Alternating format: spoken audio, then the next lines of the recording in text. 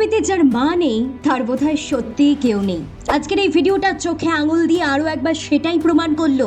সৎ মায়ের নির্যাতনে মায়ের কবরের পাশে বসে অঝরে কাঁদছে একটি শিশু। এমনই একটি ভিডিও ভাইরাল হয়েছে সোশ্যাল মিডিয়ায়। মা চলে যাওয়ার পর সৎ মা প্রতিনিয়ত অত্যাচার করত। ফুটফুটে শিশুটি আজ বড্ড অসহায়। সৎ মায়ের নির্যাতনের শিকার এক শিশু তার মায়ের কবরের পাশে বসে অঝরে কান্নার ভিডিও সোশ্যাল মিডিয়ায় ভাইরাল হয়েছে ব্যাপকভাবে।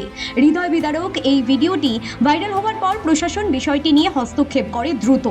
অভিযুক্ত সৎমা এবং শিশুটিকে প্রশাসনের সামনে হাজির করানো হয়। তার সৎমা দেশবাসীর কাছে ক্ষমা প্রার্থনা করেছেন এবং ভবিষ্যতে এমন আচরণ আর করবেন না বলে মুচলেকাও দিয়েছেন।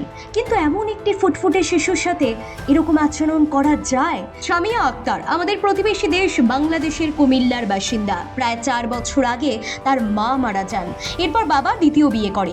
সৌদি আরবে বাবা থাকেন কাজের সূত্রে। বাবার অনুপস্থিতিতে সৎ মা আয়েশা আক্তারের সঙ্গে থাকতে হতো সামিয়াকে। দীর্ঘদিন ধরে শারীরিক ও মানসিক নির্যাতনের শিকার এইটুকু একটা ছোট্ট ফুটফুটে শিশু।